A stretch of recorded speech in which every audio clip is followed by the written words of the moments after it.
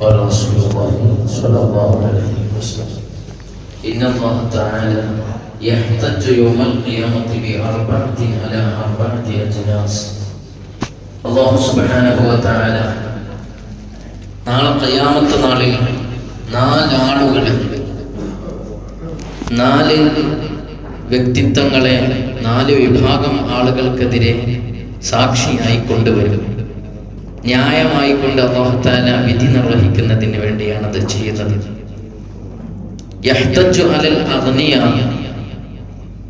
സമ്പന്നരായ ആളുകൾ കഴിവുകൾ പറയുമ്പോൾ കൊണ്ടുവരുന്നത് ബി സുലൈമാൻ ഇബ്നു ദാവൂദ് അലൈഹിസ്സലാം, സുലൈമാൻ ഇബ്നു ദാവൂദ് അലൈഹിസ്സലാത്തു വസ്സലാമിനെ. ഫൈദാ ഖാലൽ ഗനിയു, സമ്പന്നനായ ആൾ പറയാം, അൽ ഗിന ശഗലനി അൻ ഇബാദതിക, പടച്ച റബ്ബേ എനിക്കൊരുപാട് സമ്പാദ്യം ഉണ്ടായിരുന്നു, അതൊക്കെ നോക്കി നടത്തുന്നതിന് വേണ്ടി ഞാൻ അതിൻ്റെ പിന്നാലെ പോയപ്പോൾ ചില സമയങ്ങളിൽ നിസ്കാരം ഖളായി പോയതാണ്. നീ എനിക്ക് തന്ന ഔദാര്യമായിരുന്നു അത്, അതൊക്കെ നോക്കി നടത്താൻ വേണ്ടി ഒരുപാട് സമയം വേണമല്ലോ. അങ്ങനെ ഞാൻ അതുമായി ശുഗലായ സമയത്ത് എൻ്റെ കമ്പനിയിൽ പോയപ്പോൾ, ഓഫീസിൽ പോയപ്പോൾ, വസ്തു നോക്കാൻ പോയപ്പോൾ അങ്ങനെയൊക്കെ മിസ്സായി പോയതാണ് എന്ന് അല്ലാഹുവോട് പറയുകയാണെങ്കിൽ അല്ലാഹു തആല കൊണ്ടുവരുന്നത് യഹ്തജു അലൈഹി ബി സുലൈമാൻ അലൈഹിസ്സലാം, സുലൈമാൻ നബി അലൈഹിസ്സലാമിനെയാണ്. വയഖൂലു ലഹു, എന്നിട്ട് ഈ മനുഷ്യനോട് പറയും, ലം തകുൻ അഗ്ന മിൻ സുലൈമാൻ, നീ സുലൈമാൻ നബി അലൈഹിസ്സലാമിനേക്കാൾ സമ്പന്നനായിരുന്നു. ലോകം അടക്കി ഭരിച്ച വലിയ രാജാവാണ് സുലൈമാൻ ദാവൂദ് അലൈഹിസ്സലാം. മനുഷ്യരെ മാത്രമല്ല, ജിന്നുകളെ, മൃഗങ്ങളുടെ സംസാരം കേൾക്കാൻ കഴിയുന്ന ഇങ്ങനെ എല്ലാ സംവിധാനം ഇത് അല്ലാഹു തആല ഇങ്ങനെ കാണിച്ചു കൊടുത്തു. ഇതിനേക്കാൾ വലിയ സമ്പന്നനായിരുന്നു നീ. എന്നിട്ട് അല്ലാഹു പറയും, ഫലം യംനഉ അൻഹു അൻ ഇബാദത്തി, ഇതൊന്നും സുലൈമാൻ നബി അലൈഹിസ്സലാത്തു വസ്സലാമിന് ഇബാദത്തിൽ നിന്ന് ഒരു വിട്ടുവീഴ്ചയും സുലൈമാൻ നബിക്ക് ഉണ്ടായിട്ടില്ല. ഇബാദത്ത് കറക്റ്റ് ചെയ്ത ആളാണ് സുലൈമാൻ നബി. അതുകൊണ്ട് നീ ഇനി ഒരു കഴിവും പറയണ്ട എന്ന് പറയും.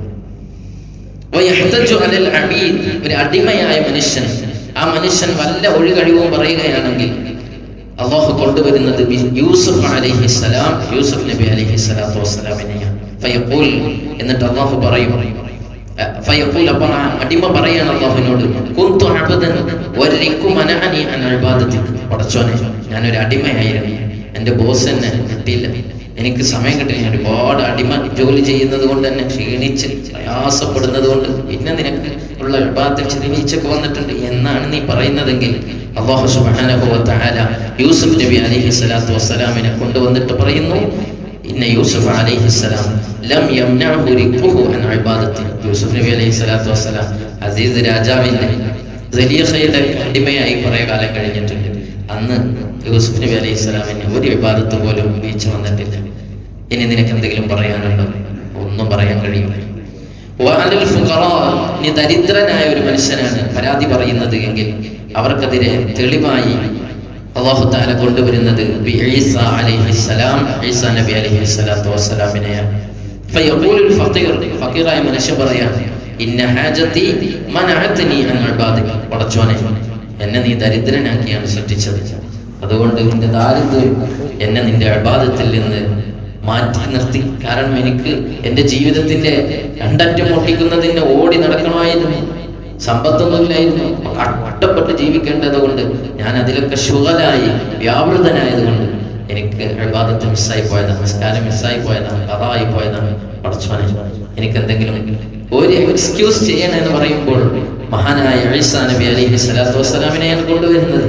അന്ത കുന്ത അഹ്വജ ഇലയ്യ അം ഈസ, ഈസാ നബി ആയിരുന്നു ഏറ്റവും കൂടുതൽ എന്നിലേക്ക് ആവശ്യമുള്ളത്, അല്ല നീ ആയിരുന്നു. ഈസാ നബി അലൈഹിസ്സലാത്തു വസ്സലാമിന് വീടില്ലായിരുന്നു, ഈസാ നബിക്ക് സമ്പാദ്യങ്ങളില്ലായിരുന്നു, ഭാര്യയില്ലായിരുന്നു, ഒന്നുമില്ല, പ്രയാസപ്പെട്ട് ജീവിച്ച പ്രവാചകനാണ് സയ്യിദുനാ ഈസാ അലൈഹിസ്സലാം.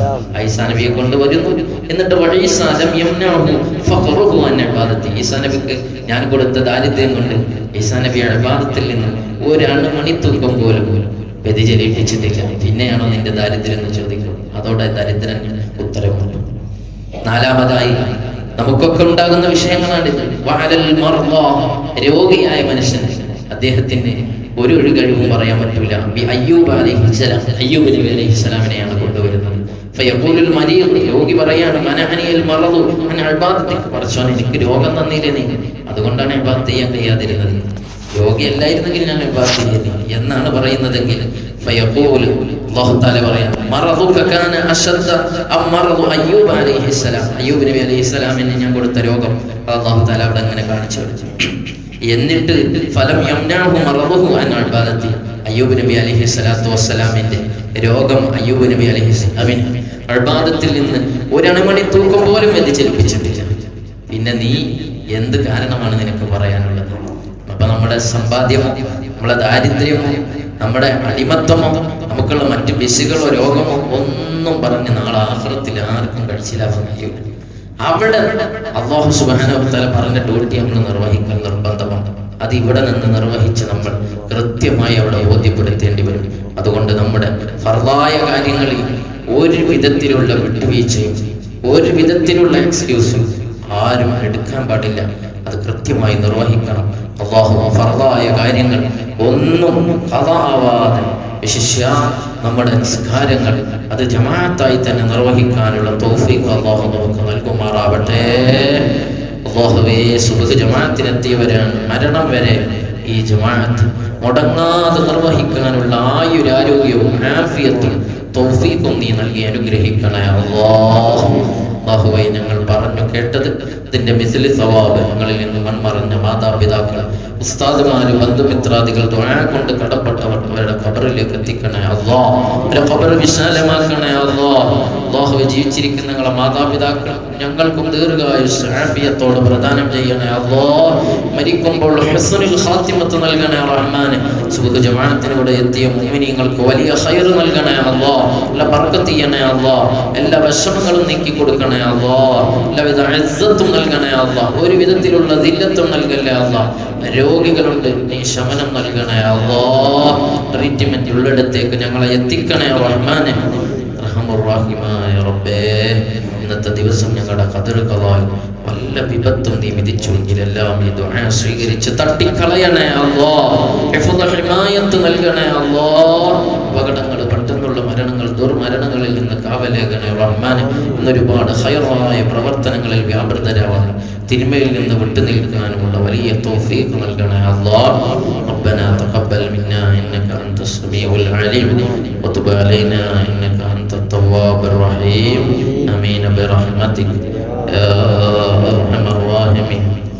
സ്വല്ലല്ലാഹു തആല വസല്ലം അലാ ഖൈരി ഖൽഖി സയ്യിദനാ മുഹമ്മദിൻ വഅലിഹി.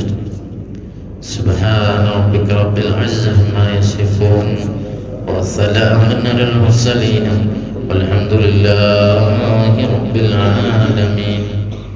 صلى الله على محمد عليه وسلم.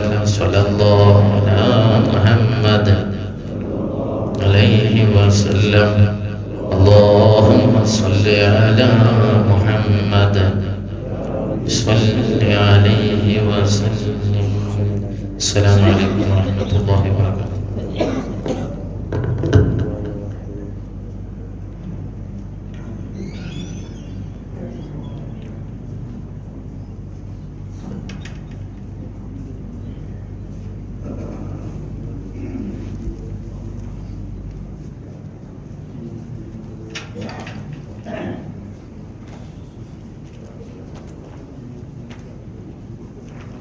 Yeah.